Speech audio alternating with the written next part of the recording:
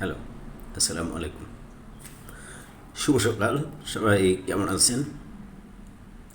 আশা করি সবাই ভালো আছেন। এই মুহূর্তে যারা আমার এই ভিডিওটি দেখছেন সকলকে জানাই শুভেচ্ছা ও অভিনন্দন। প্রিয় বাংলাদেশি ভাই ও বন্ধুরা এবং আমার ফেসবুকে যারা আমার সাথে ফলোতে আছেন, আমার ভিডিওগুলো দেখতে পারেন, সকলকে জানাই শুভেচ্ছা ও অভিনন্দন। আপনাদের জন্য দোয়া করি সকল সময়। আপনারাও আশা করি আমার জন্য দোয়া করবেন। অ্যাকচুয়ালি ইতিমধ্যে আপনারা জানতে পারছেন যে আমি শ্রীলঙ্কাতে আছি বর্তমানে। শ্রীলঙ্কাতে গত 26 তারিখ রাতে ল্যান্ড করি। আজকে হচ্ছে আপনার 28 তারিখ। 28 তারিখে ভিডিও করছি। গতকালকে একটা ভিডিও দিয়েছি, ছোট্ট একটা শর্ট ভিডিও দিয়েছিলাম অবশ্য। অ্যাকচুয়ালি বিষয়টা হচ্ছে আজকের যে ভিডিওটি করার মূল উদ্দেশ্য হচ্ছে যে আমি যে বিভিন্ন দেশে ভ্রমণ করি, এই ভ্রমণ নিয়ে অনেকের অনেক প্রশ্ন আছে। সেটা বিভিন্ন রকম প্রশ্নগুলো, কারো কারো প্রশ্ন ভিন্ন, সবার প্রশ্ন একরকম নয়। এক একজনের এক এক রকম প্রশ্ন। সেই প্রশ্নের উত্তরগুলো নিয়ে আজকের এই ছোট্ট একটা ভিডিও। আশা করি আপনার মনোযোগ সহকারে ভিডিওটা দেখবেন।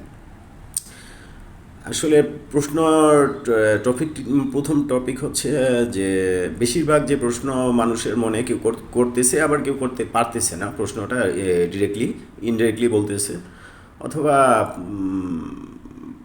বলতেছে না তার ভিতরে, অথবা বলতেছে না কিন্তু তার অনেকের ভিতরে একটা কিউরিওসিটি আছে যে আমি এত ঘোরাঘুরি করি, আসলে এত টাকা কোথায় পাই, এত ঘুরি কেন, আমার কি আর কোনো কাজকর্ম নাই, আমি শুধু ঘুরি কেন। অনেকের অনেক ধারণা আছে আসলে কি আমি ঘুরতে ঘুরতে ইউরোপ চলে যাম নাকি, বা কারো ধারণা আছে আবার ভিন্ন। হ্যাঁ, যাই হোক, আমি সবার প্রশ্নে না যাই। আমি সঠিক যে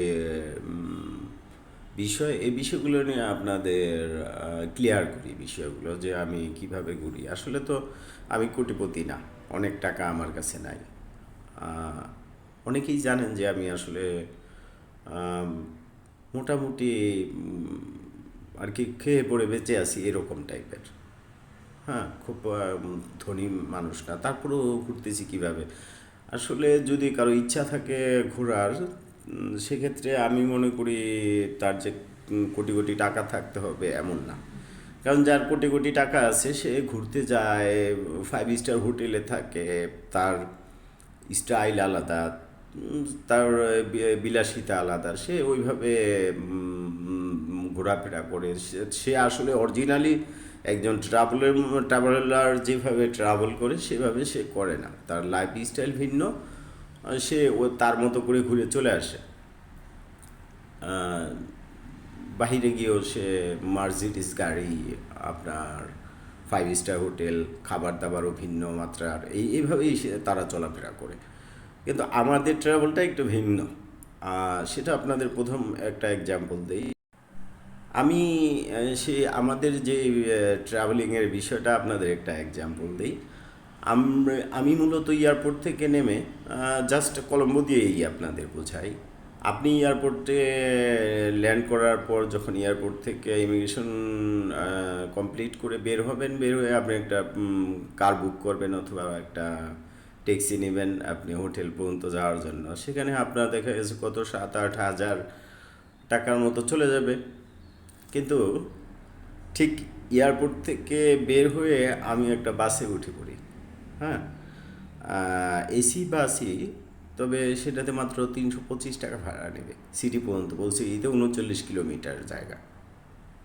তো আপনার আমার মধ্যে পার্থক্য আছে কিনা আপনি চিন্তা করেন একবার।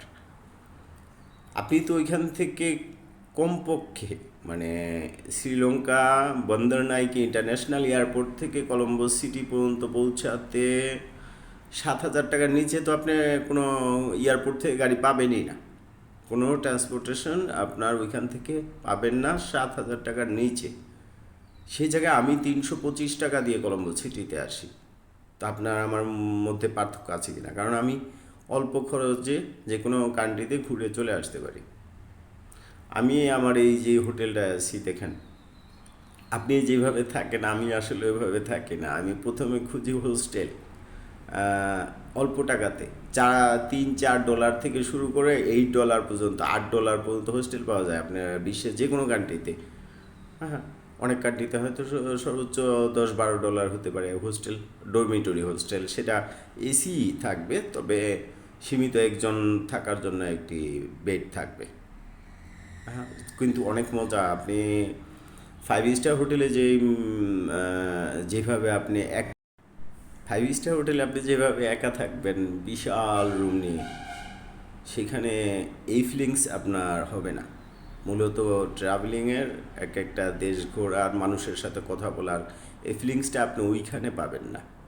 হ্যাঁ, আপনি প্রথমত হচ্ছে আপনি বাহিরে যদি কোথাও ট্রাভেল করতে যান, ঘুরতে যান, সেক্ষেত্রে আপনার প্রচুর মানুষের সাথে কথা বলতে হবে, লোকালদের সাথে কথা বলতে হবে। তাহলে আপনি জানতে পারবেন ওদের কালচার সম্বন্ধে, ওরা কীরকম মানুষ, ওদের ভিতরের ধারণা, ওদের চারিত্রিক গঠন, এই বিভিন্ন ধরনের বিষয় আপনি যদি কথা বলতে পারেন ওদের সাথে, তাহলে আপনি অনেক কিছু জানতে পারবেন।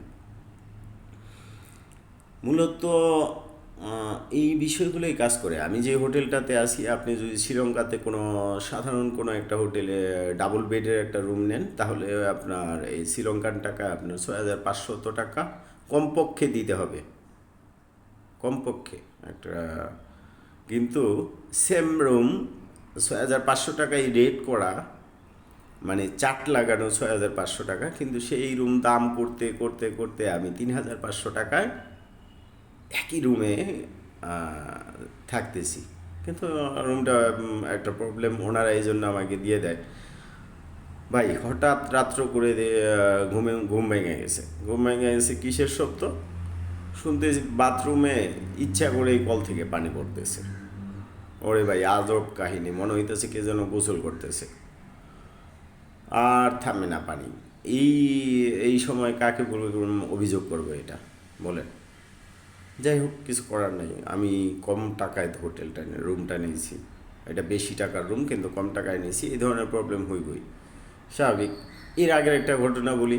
রুমে টিভি আছে কিন্তু রাত্রে ইচ্ছা করে চলে